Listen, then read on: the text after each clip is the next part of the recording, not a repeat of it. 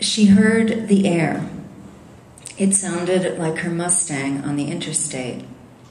She'd push its tat engine hard for the on-ramp. Her dash would vibrate. She'd check mirrors. Trucks were there, scaring her sideways to the shoulder.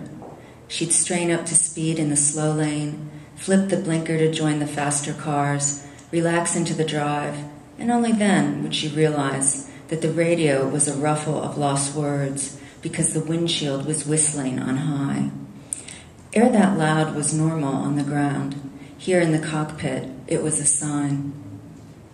Solar bands, raw dawn beauty, were hours away. Clouds blocked stars. Moon was gone. As for her visor, its night vision just fine on the ground, it had frizzed out.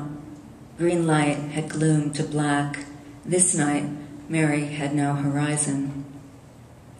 She checked the head-up display. It said she was at 35,000 feet with her nose tilted 2 degrees down. So what was the noise? She toggled up attitude detection. She was pointed to ground at 700 miles per hour? They couldn't both be right. She moved the stick. Head-up stayed, attitude changed. She was an arrow straight for Earth at the speed reserved for sound. Her forgetting hands went to the grips to eject. Some checklist came in time to save her. Gloves. She took them off. Helmet. Second was the helmet. Wait, should she take her helmet off? She strained. Helmet was on, wasn't it? No. Hadn't somebody got a face sheared because the helmet was on? Off. Would something she'd forgotten to batten blind her? Faceless or blind? Faceless or blind? Blind. Helmet stayed. She pulled out the oxygen, held on to her breath. Store it. Into the compartment under the seat. She shoved and locked tubes. She released the survival gear in the seat kit. That would have broken her back. She could not find the 4-line release for the chute. Fingers and palms were mumbling all over the surfaces near where the release should have been. It was here. It has been here. Here. She was at 25,000 feet. Belts were flapping all over her chest. She hooked. Another she pulled off, couldn't, and tied it down instead. She tightened the catch fittings. If she couldn't get the 4-line to deploy, she would never make it. No, sometimes you make it. The odds were just bad. You could make it. Flailing, that was the thing that could kill you. She pulled down on the grips. The wind blast threw the helmet from her head. Her earplugs disintegrated and flew like buckshot out of shotgun. 2 pens in her pocket became stilettos that scored her chin. Her wallet fired through the bottom of her G-suit, along with a water bottle that busted out of a zippered pocket. Missiles, both. The laces on her boots plastered into the leather. One of them got through to her ankle, making an arabesque wound. Her watch sank into her wrist until the wind whipped it and her skin away and into the atmosphere. One leg was twisting out of its socket in her right hip. Tendons snapped. 1, 2, another held. She could not feel any of it. In minutes, she saw the city below, old houses in rows, the bowed Potomac, memorial stairs lit white beside it.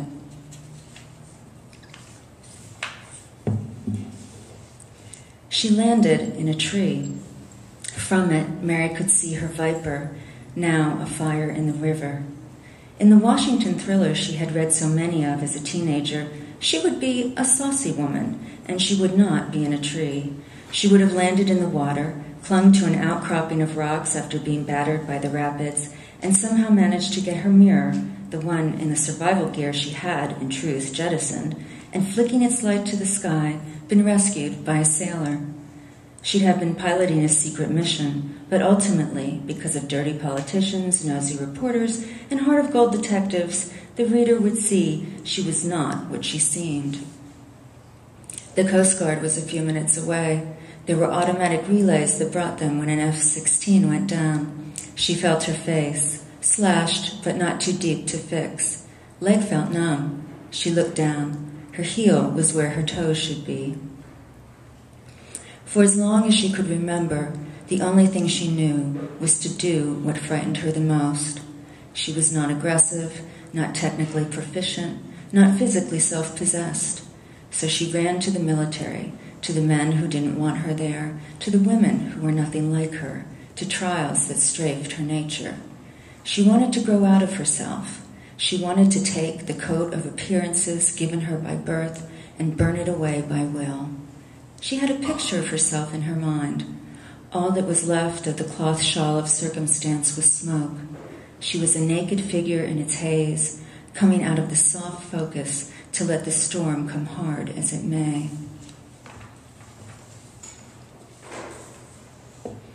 If she could just put her toes down, she would get solid again. The tree that had Mary was large. A branch as wide as her waist was near her backward foot. A rumpus and a fall. The lines of her chute settled, depositing her where? She blinked the Watergate's lit curve into focus around the river. Farther, the columns were straight and white. They always saw her as the goody-goody, with a name like Mary, with a last name like Goodwin. What could she be but Girl Scout and dear daughter and no trouble at all? She had a baby face, or did have before flight school. 16 and not quite kissed. And that photograph in the yearbook, somehow they'd shot it with a halo.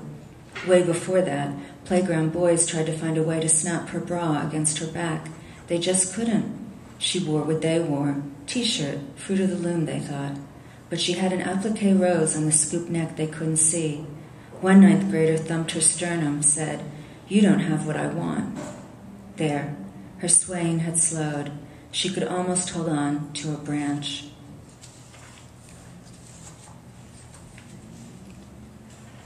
Below her backward foot, the thinning of leaves made sounds so familiar, Mary used them to relax, to go to Greenland cold and Death Valley heat.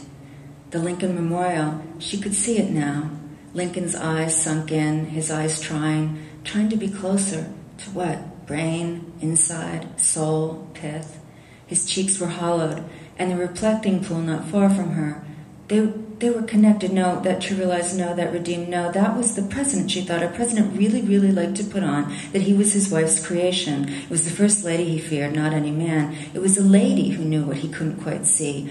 Running everything, someone had to run him. It was too much against the science of things that any one man, even a president, could have no real master. Mary realized she had been crying, a nose-wet sobbing. Her chin was cold with her phlegm, and her nose dripping weepy. Her eyes were swollen. The medics would treat, the gurney would carry, but she wanted rescue postponed, delayed until she began the shivering. Shock, a best remedy for hysteria. Shock came sometime after tears. Shock sobered. The whooshing leaves were whooshing. Greenland was crystal. Death Valley was dead. Don't bring help. Not yet. There were so many things she had to do.